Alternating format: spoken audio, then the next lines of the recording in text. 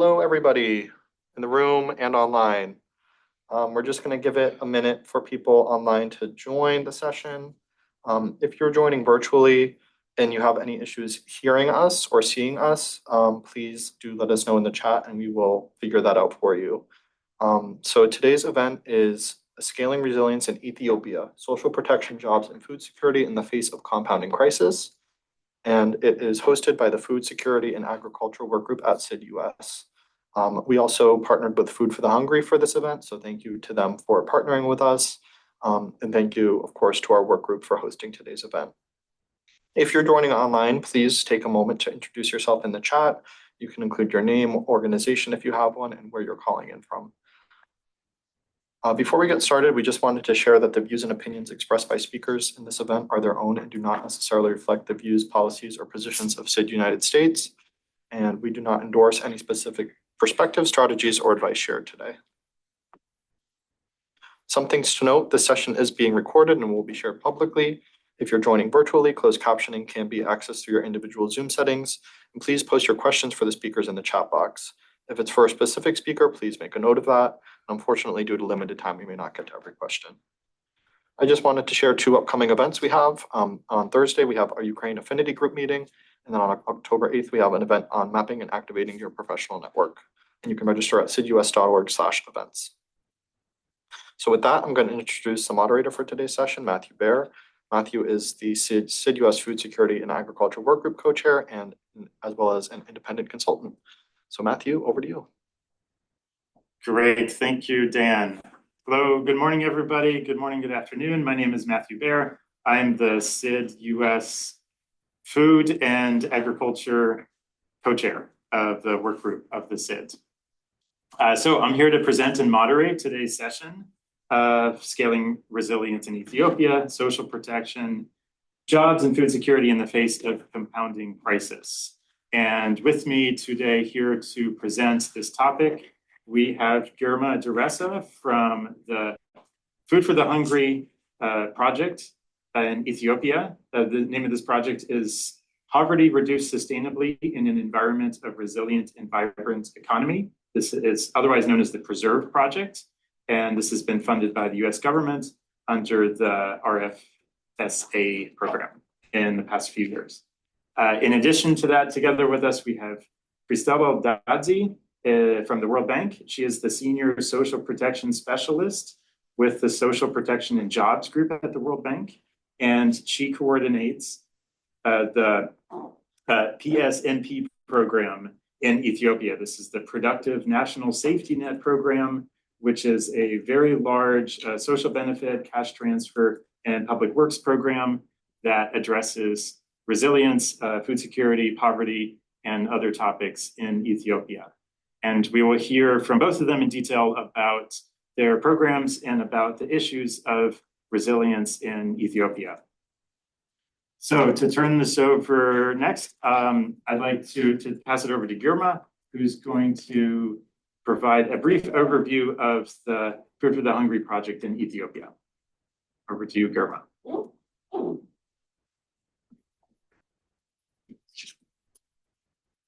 Thank you. Thank you so much, Matt.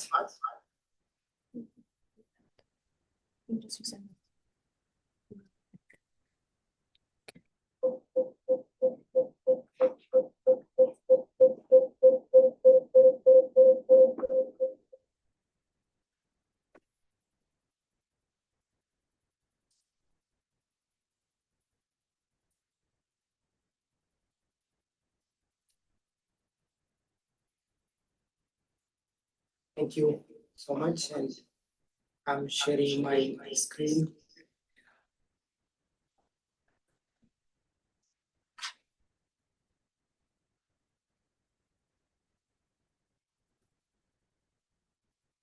So I will try to give you a brief overview of the Reserve program. Before that, I would like to give a brief introduction of Food for the Hungry.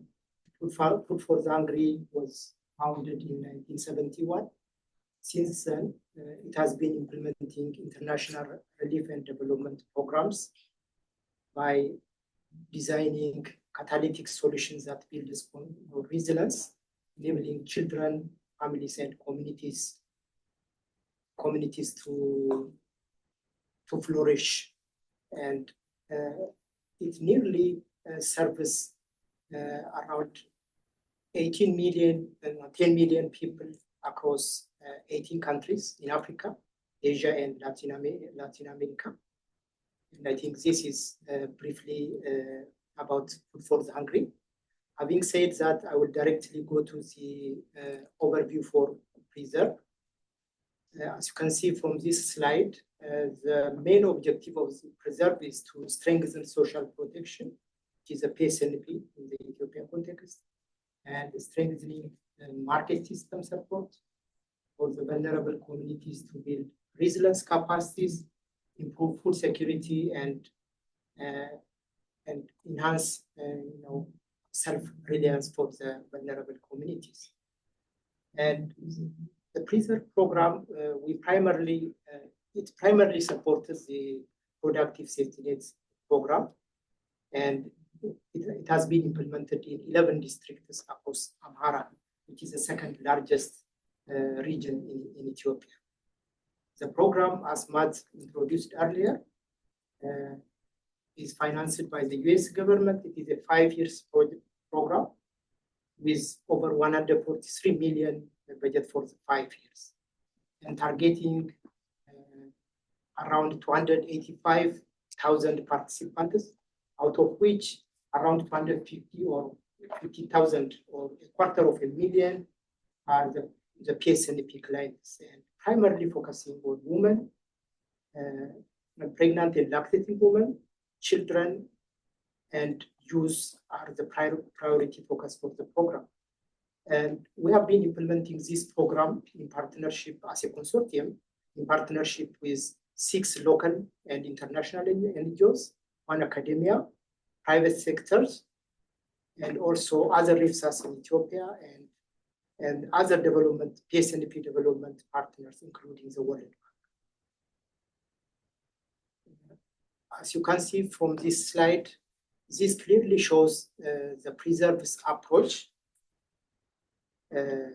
We followed the ultra-poor graduation approach, the BRAC, ultra-poor graduation approach, which is very effective in terms of pulling ultra-poor people out of poverty, but with a little bit of modification. As you can see on the first column, the ultra-poor graduation model uses a package of 6 interventions in the first column to pull ultra-poor people from poverty. Whereas the Food for the Hungry Preserve modified ultra-poor graduation approach on the second column, as you can see, it has a similar interventions at the household level, but on top of that, it included the community and system level resilience building interventions, particularly through the PSNP public works on natural resource management, as well as social infrastructure development, and then through value chains and market system resilience activities. And finally, through PSNP system strengthening, which is primarily supporting and reinforcing those 6 packages which we have been implementing at the household level. So this is the program model we are using. And next, I would like to also share some of the best practices that we want to share with our audiences.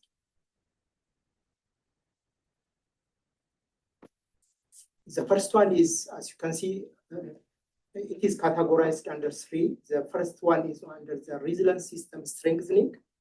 The program was able to engage over 100 local service providers or private sectors in terms of creating access to finance, input-output markets, and agricultural technologies for smallholder farmers, as well as particularly for youth. And the second one is, as you know, the target area in Amhara is a characterized with complex risks, and adaptive management was very important. So FH, using its adaptive management strategy, tried to ensure in the midst of those, compounding crises and risks in the area, especially by using scenario-based contingency planning, as well as a convoy-based food transportation along the fragile context. And on the third important point is, in terms of increasing the efficiency and the accountability of the program, FH introduced individual scoping approach to food transfer to the PSNP clients. As opposed in 2018, actually, before that, we used a group-based approach. And this approach was very effective in reducing the waiting time for PSNP clients and improving the security and reliability of their transfers. And lastly, digital, one of the main problems with PSNP was timely transfer. So through Preserve, were able to digitize PSNP timely transmission of tenant sheets, verification process, and the payment system that really improved the efficiency, accuracy, and accountability of the PSNP transfers. So these are the key of higher-level best practices worth sharing during this platform. Thank you, and I think we can get into unpack some of this during the conversation. Thank you. Great. Okay. Thank you, Germa. So first question is, tell us a little bit more about the context in the Amhara region of Ethiopia. What is the polycrisis? What does it look like? What are the major issues that are driving the situation here? Thank you, Matt. Yes, there are, as I said earlier, there are, a compounding crisis, polycrisis in Ethiopia in general, and particularly in Amhara region. The three top ones for me are one, the ongoing conflict, the protracted conflict. As you know, there has been a conflict in Tigray region, in Amhara region, and Oromia region, the three biggest regions in Ethiopia. I think conflict has been one of the major crisis risk. And the other ones are inflation, the national inflation, as well as, in every region, there is inflation, which is really affecting the lives and livelihood of the vulnerable people. And the other important one is, drought, mainly because of rainfall variability is also affecting the development gains. And there has been a recurrent drought in pockets areas. And the other one is, which is characterizing our operational areas in Amhara, is land degradation or land fragmentation, mainly because of population pressure. As I said, Amhara is the largest, biggest region in Amhara, inhabited by over 24 million people. So, land holding per farmer is very small, less than a hectare per family. So land fragmentation, lead families not to feed themselves, especially the chronically insecure beneficiaries, not to feed themselves for 12 months from their own production. And I think these are the main ones, and there is also crop pests and diseases are also very common, particularly all over the country, especially, I hope you have heard about the pole armyworm, desert locust infestations are also very common in Amhara as well as in other regions as well. So these are the main crises and risks affecting Ethiopia as well as the target areas in Amhara. Mm-hmm. I think I read that something like 80% of the population of the region, their livelihoods are dependent on rain-fed agriculture. Yes. Does that sound about right? Yes. And this is then a climate crisis in the last several years because of increasing droughts. No. Yes, definitely. Yeah, that is, yeah. even more than 85% of our farmers, smallholder farmers, are depending on rain-fed agriculture. As I said, rain-fed agriculture is not reliable because of the drought, recurrent drought. Rain-fed agriculture is not reliable. So the government and also other development partners, including the PSNP, is supporting in terms of promoting irrigation facilities all over the country, to mitigate that challenge. Okay, great. So you were starting to talk a little bit about this here, but tell us, what are some of the main interventions of the projects, of the Food for Hungry RIFSA project? I believe you started in 2021 or 2022.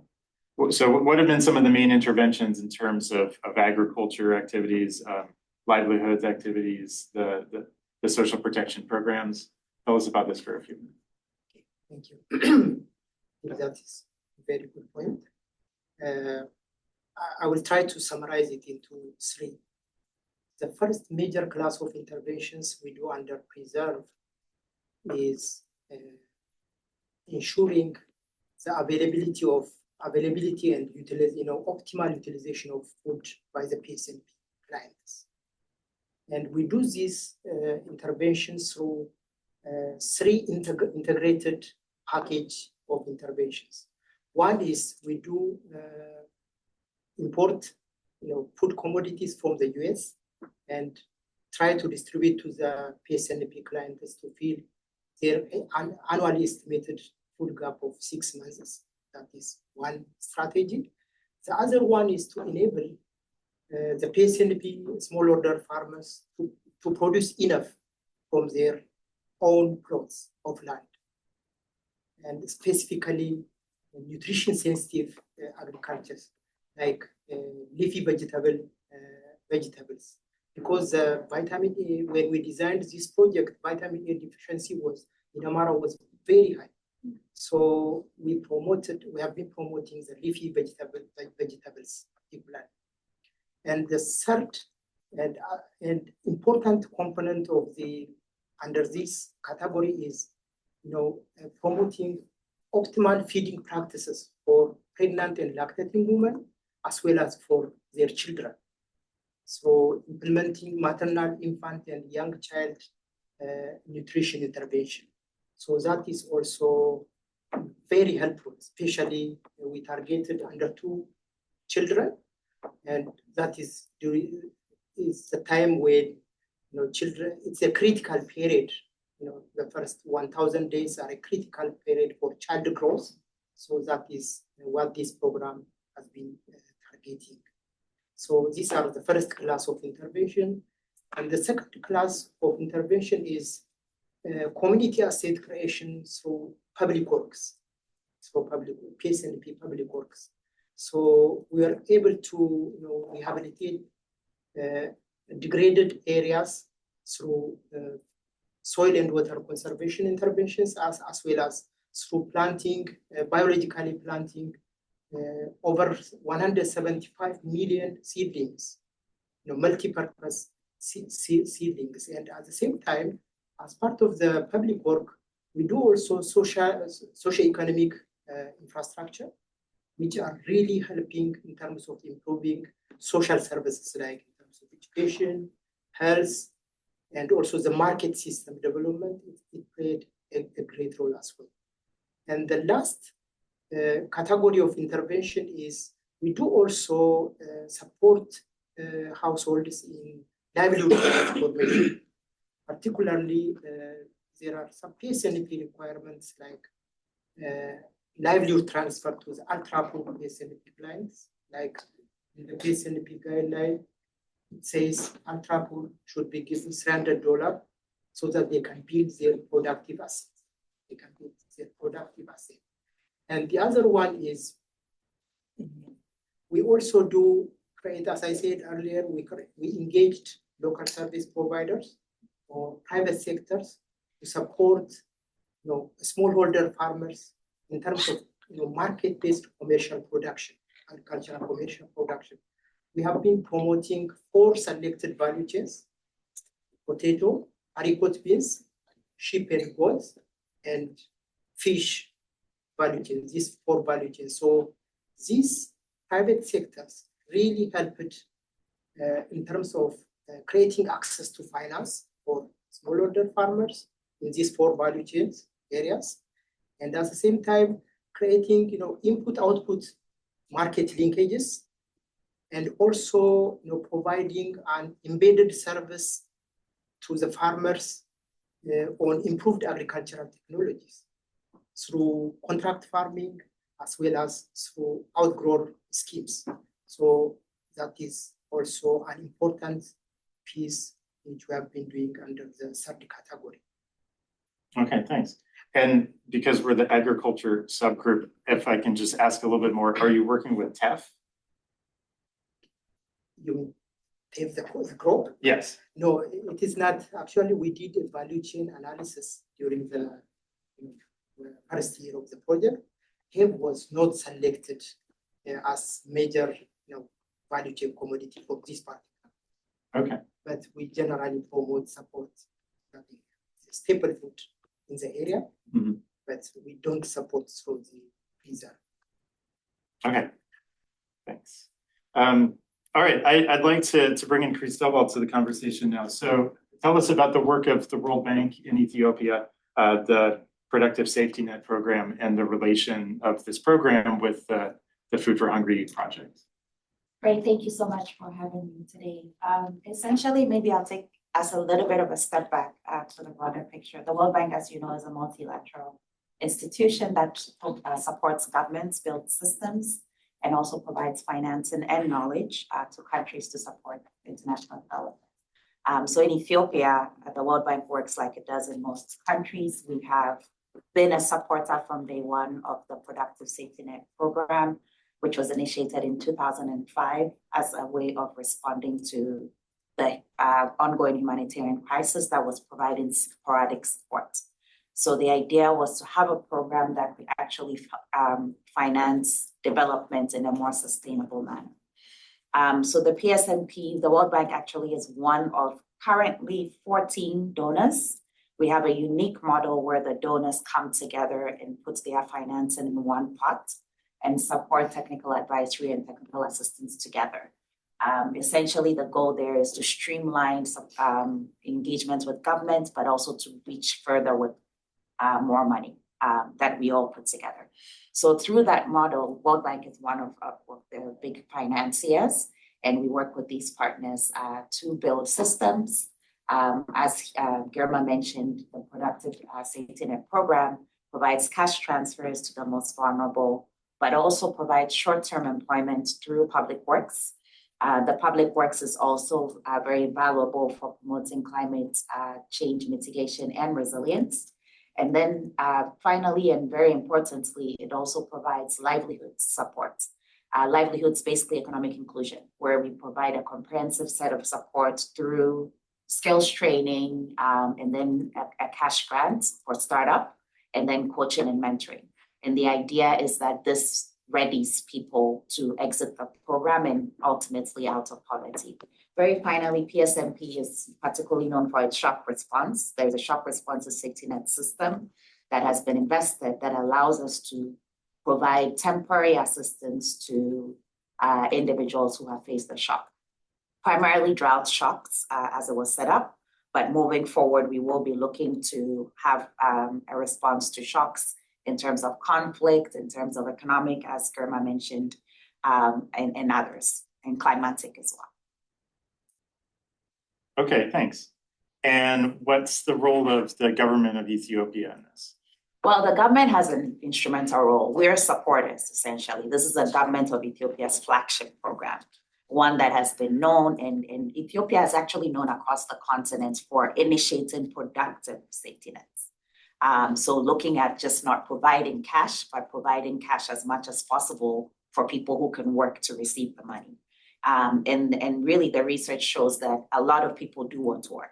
So if you are able to work, then you can participate in these public works that provides you with employment, but also the double benefits of also being able to improve your community assets.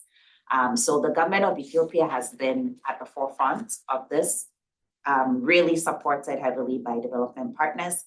But I think in the recent years, last year, through support from the World Bank's Development Policy Operation, we were able to work with governments to commit towards increasing their financing to PSMP. So currently, actually, the government is the biggest financier to the program, which is excellent and something that I think should be emulated by a lot of countries. And then we as partners play kind of a supportive role on technical advisory or knowledge sharing and evidence building as well. So just to clarify, if I heard that well, the government of Ethiopia is the largest donor to the program. Currently, yes. And World Bank and many other donors also contribute. Correct. Yeah. Okay. Yes. Which is a game changer, if you ask me. And also just to say that in that vein, one of the areas that the government has said strongly they want to support is the economic inclusion or livelihoods agenda. So that they're not essentially, so that they're really promoting sustainable and diversified livelihoods for the poorest in Ethiopia. Okay. And approximately how many beneficiaries are there of the program? So the PSMP has currently approximately 8 million beneficiaries who are supported through the program in different ways. Public Works, about 6 million individuals benefit from it. For the direct support to the most vulnerable, about 2 million. Within the Public Works households, there is also a selected group of livelihoods, which has been increased from 150,000 now to 825,000. The current phase of PSMP started in 2021 and will be closing by first quarter of 2026. And within this program, we have been able to reach, like I said, 825,000 beneficiaries on the livelihood supports alone, and about 8 million. The PSMP is implemented across all rural areas in rural regions in Ethiopia, with the exception of 2. And it reaches half of the districts in Ethiopia. So almost 500, there's about 1,100 districts in Ethiopia. So it's quite large. It is huge. It is the second largest on the continent of Africa. Okay, fascinating. And what are some of the example public work projects that the beneficiaries are then working on? So the public works scheme is actually a community-based approach. We start from the community, identify the needs of the community, and then build upwards. Majority of the public works in Ethiopia have been around climate resilience activities, looking at watershed management. Germa mentioned small-scale irrigation, soil conservation. And I mean, I like to tell the story of like visibly seeing rocky land, which now has been turned into water springs. I mean, for me, that was just fascinating. And this has been done by the locals. So they feel like they're part of the community's development. They find dignity in being part of the process while they also earn a wage. And so that's the majority of what the public works looks like. There is also infrastructure, so rehabilitation of health posts, rehabilitations of schools. Again, that comes from the community. We have a couple of smaller dams that are within the communities set up as well. So it's a little bit of a variety, but majority is the watershed management system. Now, one innovation that we've supported to provide in the public works is looking at the linkages between public works and livelihoods. So right on the public works sites, we're doing community farms. With that, we're also looking at nutrition-sensitive farming. So, you know, looking at leafy vegetables, planting, for example, and then beneficiaries would sell those, but also beekeeping. A lot of our beneficiaries are learning how to do the beekeeping process and then producing honey. And then that is their income, so to speak, right on the public work side. So moving forward, this is an area we really want to ignite. And these are mostly community level projects, right? I've read about the large hydro dam that the country's developing on the Nile, but your scale is different, is that right? It's different. I mean, it's really people's labor intensive. So you can, quite frankly, only do so much with the labor intensive model. Mm-hmm. So while it's giving employment, it would be more difficult to go very large scale. Mm-hmm. That being said, Ethiopia does have the Green Legacy Initiative, so that PSMP is a part of that initiative, and it's one of many projects. So there is the World Bank supported and other donor supported PSMP, but there's also several projects ongoing within Ethiopia that are doing this work of transforming their land, one community at a time. Okay, fascinating. I saw a study that came out just a few years ago that found that the PSNP project had clearly demonstrated evidence of increased tree cover across the country because the tree planting is one of the major activities. Absolutely, yes, this is very true. There's also been studies around carbon sequestration, I can never say it right, sorry. And its elements. So really, I would say one of the most impactful aspects of PSNP has been the public works initiative that it does, also because it reaches a lot of people. And it's able to transform communities beyond just the PSNP. For example, there is another World Bank project called CALM that is picking up from PSNP watersheds and then taking it to the next level, building cooperatives for the farmers and working on community-based climate change initiatives. So there is really a lot that you can do within the value chain of agriculture and climate around public works. Great, great. Girma, to go back to you, can you tell us a little bit more about how the Food for Hungry project was supporting the PSNP project? I think you mentioned briefly something about digitization of perhaps helping participants to register in the program, but please elaborate on that a little bit more. Thank you. Normally, the Preserve project, even from the inception, when we designed the project, it was in alignment with the PSNP document. Even the US government recognizes this. Unlike the other RIFSAs in the rest of the world, the RIFSAs in Ethiopia are designed in alignment with the PSNP document, with the PSNP framework. So we are, sharing the same goal and objective of the PSNP. We are contributing towards the same objective and the same goal. That means we have a shared objective with the PSNP. And particularly, our RIFSA is, as I said earlier, primarily support the three core PSNP services. The first one is food transfer to the chronically food insecure beneficiaries. We are jointly supporting, the US government is channeling its resource through the RIFSA, through international NGOs and local NGOs. Whereas the other donors, the rest of the donors are putting their money in the same pot.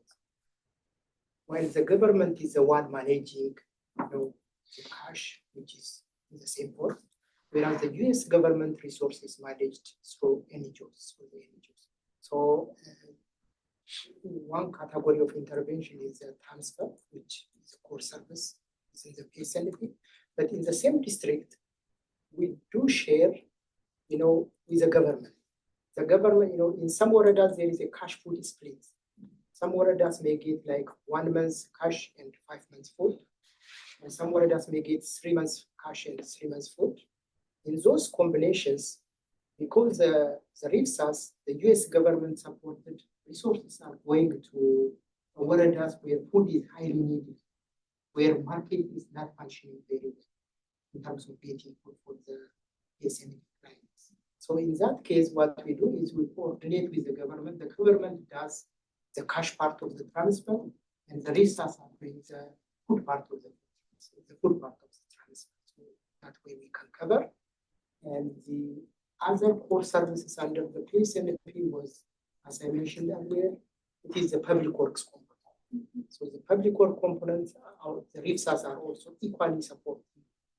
If we are operating in 11 districts, so the government is not responsible for the public works component in those 11 districts, or any other donor is not responsible for those 11 districts. So Preserve is responsible in terms of resources, in terms of manpower. Preserve is responsible for the delivery of public works, even though we use the same institutional arrangement set up for the PSNP, from the district level down to the community. So that is the second class of intervention. The third one, as I said earlier, is the livelihood interventions. As I said, one of the core intervention under the PSNP was livelihood transfer to the ultra-poor communities. So we do also support that intervention, and particularly, accessing credit. Accessing credit is the main problem, even in the PSNP warradas. But so the preserve, what we did was we channeled guaranteed loan funds for the project program to, rural saving and cooperative, rural saving and credit cooperatives, and then the PSNP clients can get their loans, from the cooperatives as well as from the unions. So I think that those three are the key and core PSNP services we are supporting the PSNP. Thanks. Just to make a quick note on some of the acronyms that we're using here. So the PRESERVE is the name of the project, which is the Poverty Reduced Sustainably in an Environment of Resilient and Vibrant Economy. RIFSA, we've said a few times, that's the kind of the type of programs that came from USAID over the last several years. This was Resilience and Food Security Activity, right? It was the RIFSA. And the World Bank program that we're talking about is the PSNP. Sorry, I should say World Bank Country Government of Ethiopia program, the PSNP, the Productive Safety Net Program. So just to clarify a little bit about those acronyms. Okay, then another question. How about, what about the conflict in Ethiopia? I mean, this is what we see in the news, at least in the United States, and I believe it's a significant issue in Tigray and perhaps other parts of the country. How has that affected the activities of the project and the PSNP program and kind of the issue of climate resilience in general in the country? Okay, sure, I'll start. And just to throw in another acronym, the World Bank's project is actually called the Strengthen Ethiopia's Adaptive Safety Net, which supports PSNP. So just to give you one more. But when it comes to the conflict issue, it is an issue. I mean, it's not something that we can shy away from. In terms of, you have to think about it and the risks across the board. And so in PSNP, during the Tigray conflicts in Tigray, we had to actually pause implementation. But what we did was to work on the adaptiveness of the program, hence the name I just mentioned, for example. So we used WFP, served as a third-party implementer to provide food transfers to 1.3 million beneficiaries in the Tigray region when the setup wasn't there, because we channel our funds differently than the US government through the government system. So you do require government administration to be able to get the food or cash transfers to individuals. So when that wasn't possible, what we did is we did an assessment, we call it the traffic light assessment, where we literally went warada by warada and they provide us to red, yellow, or green, whether we are ready to be able to implement. For the most part, this was not possible, so we quickly initiated the TPI. We've learned some lessons on the third-party implementation that moving forward, we will make sure that we have a better readiness of triggering if need be. In Amhara, I will be honest with you, I find it quite fascinating because things are moving. There is a ways they will tell you things like on the ground beneficiaries. So we've transitioned PSNP cash transfers largely from manual to electronic payments. And through that, we've opened 1.3 million bank accounts for beneficiaries. That has been a game changer in the sense that that allows beneficiaries to safely get their funds. But I always ask myself the question, it's one thing having an ATM card or a bank account, is another thing actually accessing the bank. But when we've kind of inquired in Amhara, there is evidence that beneficiaries are able to go to their bank. PSNP has been phenomenal in the sense that somehow it's been protected from the politicization. And they will tell you stories of, oh, within certain days, the rebels allowed us to move into the banks, as an example.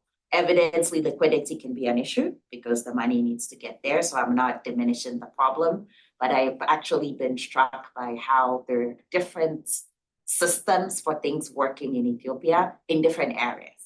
Amhara being a region that somehow just functions pretty well, even amidst the crisis. And then in Oromia also there is some conflict. I think the lesson in Ethiopia is that it's not the same across board. So what worked in Tigray, for example, will not necessarily work in Amhara and vice versa. And so we have to be quite adaptive. I think what makes it even more challenging in Ethiopia is there is the conflict, but there's, like you said at the onset, polycrisis. There's multiple things happening at the same time. So in January, for example, there were earthquakes in Afar. Very quickly, we needed to provide shock response. That creates an internal displaced people problem as well. And then you need to respond to it. So the program has had to focus quite a bit on doing very quick and nimble shock response, as opposed to being able to do the more sustainable livelihoods agenda, which would be the most effective in bringing people out of poverty. But you have to strike some sort of a balance in a sense. So while the goal really is to do the livelihoods as much as can be done, we would also have to be real in the risks that come with the conflict. I'll stop here. Just to share our experience, especially in those 11 preserved target woredas, I think conflict is there, but what we decided was, sometimes when the conflict intensifies, what can we do? So we thought that way, and we said we have to apply, this current context as a new normal. We have to consider it as a new normal.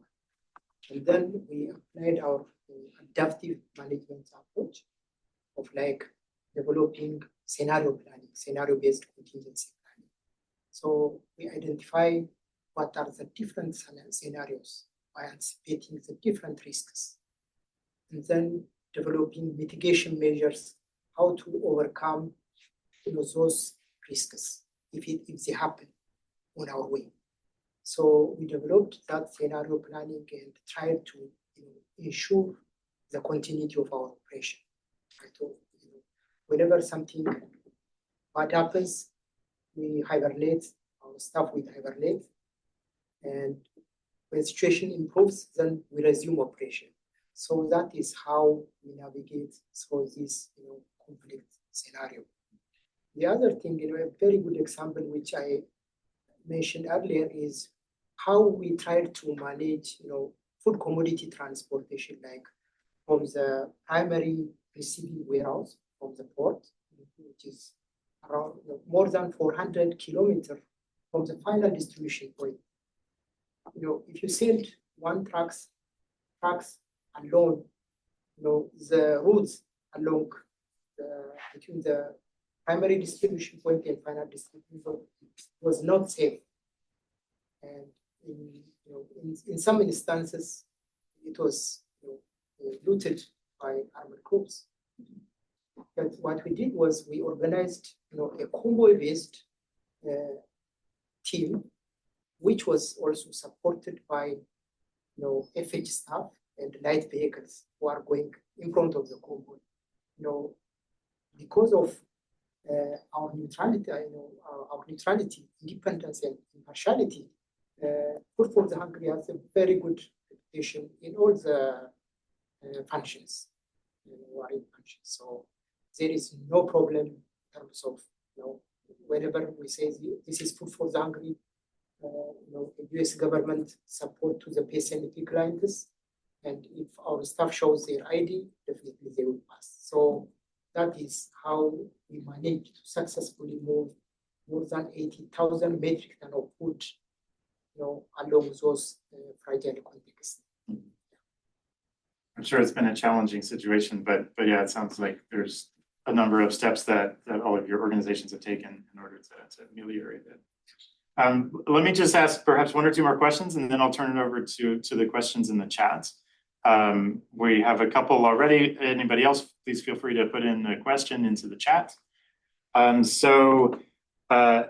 For Cristobal, tell us about the next steps for the Productive Safety Net program and the design phases that are currently going on. And then perhaps maybe after that, more broadly, what do you see happening next, and what types of donors are involved in working in resilience in Ethiopia? Great, thank you. As I mentioned earlier, this current phase of Productive Safety Net program is coming to an end, officially December 2025. but likely there'll be a couple of months to clean up and be done. So we've already started working with government on the next phase design. This would be PSNP 6. And just to say, a lot of people think through PSNP, it's been operating for 20 years. It's definitely not the same program from day one. So it's evolved over time. For example, the livelihoods agenda really came in the last decade. Systems building is really set up in the last couple of years. So there's always an iteration of where is the focus and where are we going. One of the huge learnings, I think, in this phase has been the fact that there were so many crises at the same time and what you do. And in addition to that, there was a financing gap for the program. So that really made it difficult to be able to reach the development outcomes. And so while the program, quite frankly, was life-saving at all times, it didn't, for example, get to experience as much as it would the livelihood side of things. So we're hoping in the next phase to really focus on a transformative agenda that it's looking at livelihoods and how people exit out of the program. I don't like the term graduation. I think exits makes more sense into other supports, essentially. So that will be a big focus. The next phase is really looking at women and how we can be transformative towards women. We're considering things like using groups and self-help groups that exist within the community to see how they can build economies of scale. We do want to focus on human capital development. So beyond providing cash to the most vulnerable, the question is what else can we do intentionally? So things like providing nutrition supports to women who are pregnant and lactating mothers, being more systematic about that support. We're also through public works actually rehabilitating early childhood centers. So within the early childhood centers, we want to see them as a touch point to provide mothers and their children with early support. Standing in Ethiopia, the statistics are very high. So this is something that needs to be taken a look at if you're going to support preventing poverty over multi-generations. We're also going to continue with the systems agenda that I've mentioned. Digitization is key. It has really helped us, particularly in addressing the complex settings where you can do things like remote censoring. There's a public works database that would help us to be able to know where sites are and if there are issues ongoing. The program currently has a management information system that is being implemented in almost all the districts and feeding into the center so that tracking can continue and course correcting can happen as well. So on the technical side, we're pretty excited about what we'll do. Maybe I need to mention that the public works will continue with the climate sensitivity lens, how many green jobs can we support people to produce, but also looking at the nutrition sensitivity. I think that's really a core piece as well. Maybe in terms of the excitement on the technical side exists, but on the macro side, there is always issues around financing. We all know it's currently quite volatile in the development space when it comes to availability of development funds the way we know it. So we're having to be thinking innovatively. For example, PSNP has all these watersheds. So a big question we're working on now is how do we bring on private sector to help us encounter water credits and climate credits as a way of the government also getting financing through this process. So that's one way. The other way also is looking at, I would call them unconventional partners. Currently, the partners we have are those we typically know within the bilateral space, FCDO, Germany, Ireland, Canada, Austria, and I'll stop there so I don't leave anybody out. But we're also looking at some foundations to see if we can tap into finance in that way. And also really private sector on different aspects. Is it corporate social responsibility? But is it also us making a case for how through development we actually promote, for example, social cohesion? And I saw a question where somebody was asking if PSNP can exacerbate conflicts. I actually think it's the opposite. Through the programming, a lot of the data shows that we actually promote social cohesion. So there's a case there to be made for the private sector, for example, to say, look, you want an ecosystem that is peaceful for you to thrive. It's also good to be able to invest in development. And then very finally, as we said, crowding in government resources. Ethiopia is doing something special, and I really hope it's something that is sustainable and others learn about it. If you really look into national systems, there is opportunity to fund social protection. in a way that doesn't cost as much in the grand scheme of things. So you can support a lot of people and it gives you inclusive growth. So the investment does make sense. So these are some of the ideas we have moving forward. Great, thank you. And I think this certainly answered a few of the questions in the chat of how will the new PSNP program be different from the previous ones? Girma, what about you? What's next for the Preserve project and the work of Food for the Hungry in Ethiopia? For Preserve, currently we are finalizing the fourth year of the program. We are hopeful next year will be the final year of the program. So currently we have a very good and productive relationship with the US government and Department of State, particularly the Global Security Office. So we had very productive conversations so far, and we are awaiting any final information on how to continue, particularly in the next fiscal year.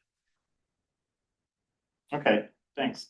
And so yeah, just to clarify there, the program has continued with US government funding over the past year. Yes, over the past years, yes, definitely. By the way, for your information, Food for the Hungry started, so the US government started supporting the PSNP since its launch in 2005. So the last 5 phases. So we are optimistic the US government will also continue to support, given, as I said earlier, one of the core services under the PSNP program is life-saving activity. As I said earlier, the PSNP clients, they cannot feed themselves throughout the year. So they have an estimated 6 months of food gap. So this is more of like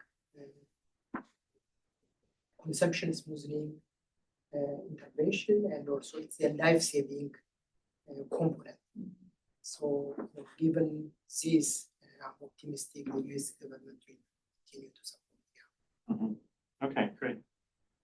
One of the questions from the chat here is something we touched on briefly, but perhaps we can go into a little more detail. Given the fragile context in the areas of the program, how does the Preserve program of Food for the Hungry ensure that it doesn't aggravate existing tensions? This could be livelihood tensions or perhaps ethnic tensions. What is it that the program can do to make sure that it's not aggravating those tensions? Sorry, can you say that again? Yeah, so given the fragile context in Amara, in this part of Ethiopia, what does the Preserve program do to ensure that it's not making these tensions worse? Yeah, I think that is a very good point. I think one important thing is, as an organization, as I said, we have to adhere to the humanitarian principles. We have to demonstrate our neutrality, partiality, and independence to all involved in the conflict. And I would say we are in a very good shape in that area, very good reputation from all actors.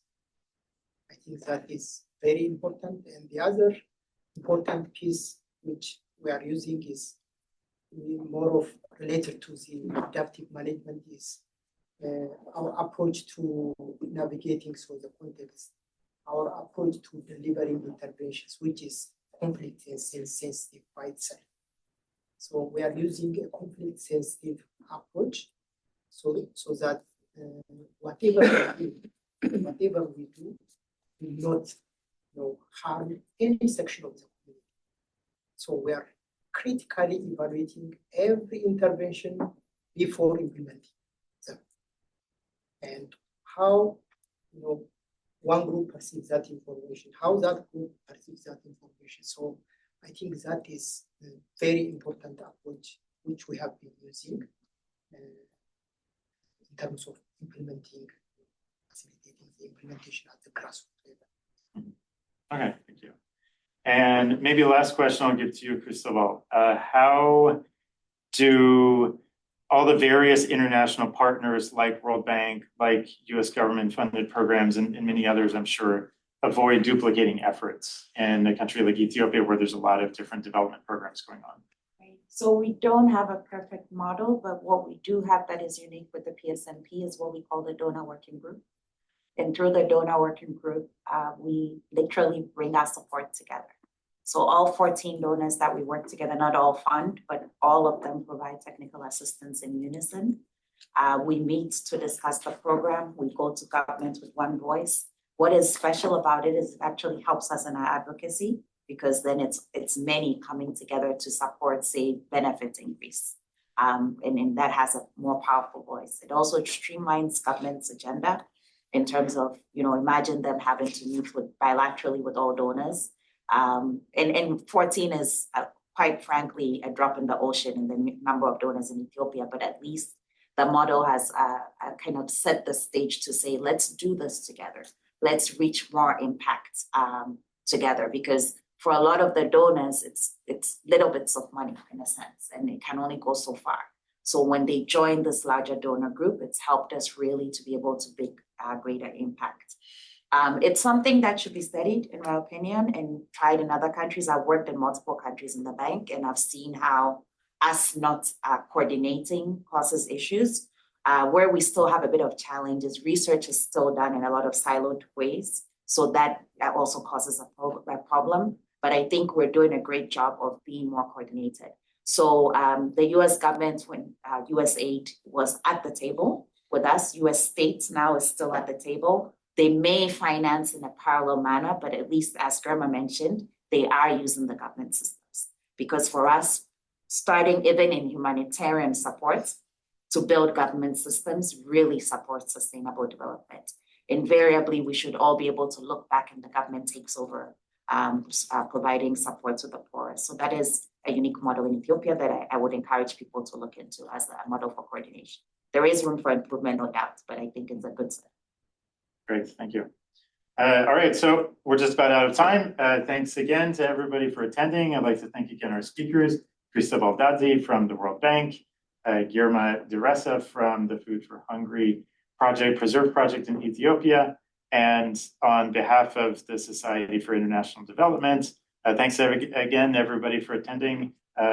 Best of luck for this important work that you do in Ethiopia. Thank you so much. Yeah, thank you, Matt, and goodbye all.